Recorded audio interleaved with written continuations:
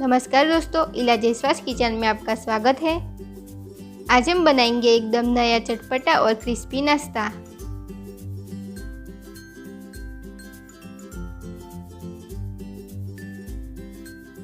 सबसे पहले हम कढ़ाई में 2 टेबलस्पून तेल गरम करने के लिए रखेंगे।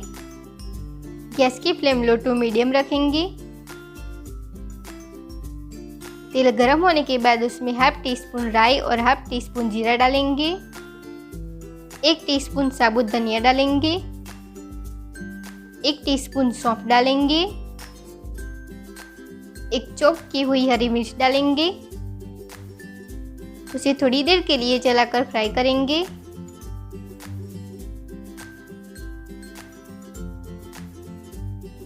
अब हम उसमें 2 मीडियम साइज के बॉईल किए हुए मैश करके आलू डालेंगे। उसे अच्छे से चलाकर मिक्स कर लेंगे।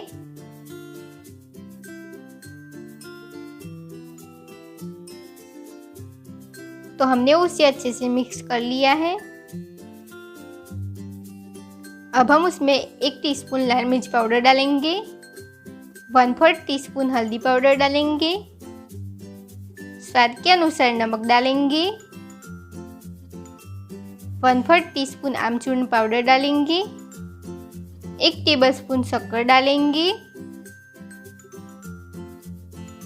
इन सभी चीज़ों को अच्छे से मिला लेंगे।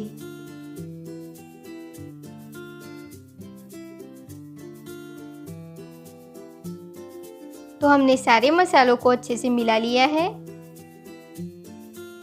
अब हम उसमें थोड़ा सा हरा धनिया डालेंगे। उसे भी अच्छे से मिक्स कर लेना है।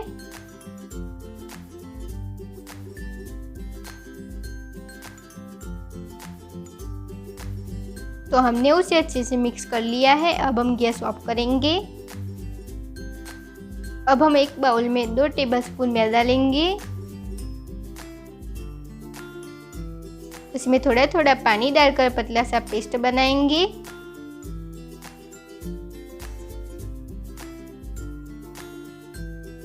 तो हमने मैदे का पेस्ट तैयार कर लिया है।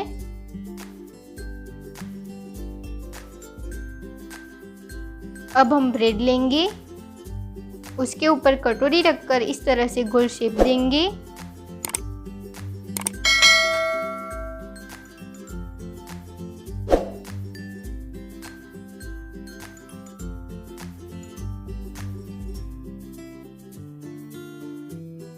तो हमने 6 ब्रेड को कट कर लिया है।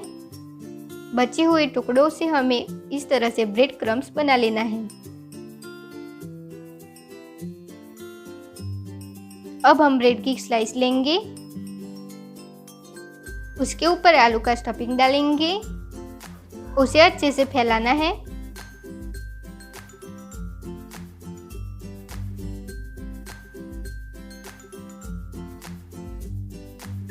फिर उसके ऊपर दूसरी ब्रेड का टुकड़ा लेकर प्रेस करना है।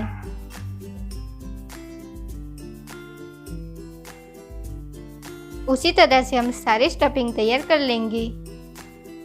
अब हमें इस स्टफिंग को मैदे के पेस्ट में डालना है और उसके ऊपर ब्रेड क्रम्ब से कोटिंग करना है। हमें उसे मैदे के पेस्ट में ज़्यादा नहीं रखना है, वरना ब्रेड गल जाएगी।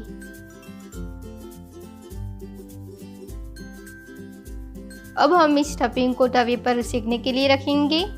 तवे पर पहले से ही थोड़ा सा तेल गरम करने के लिए रख दिया था। गैस की फ्लेम मीडियम रखनी है और उसे 2 मिनट के लिए रोस्ट होने देना है।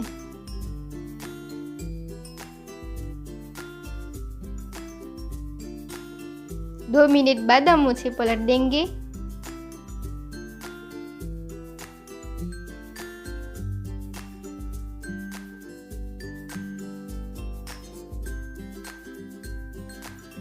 दूसरी साइड भी थोड़ी देर के लिए रोस्ट होने देंगे।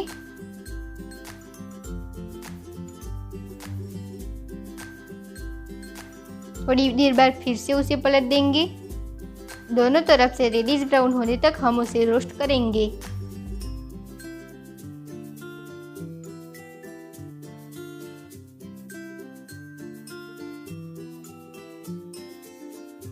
तो हमारा नाश्ता अच्छे से सीख चुका है। हम उसे बाहर निकालेंगे।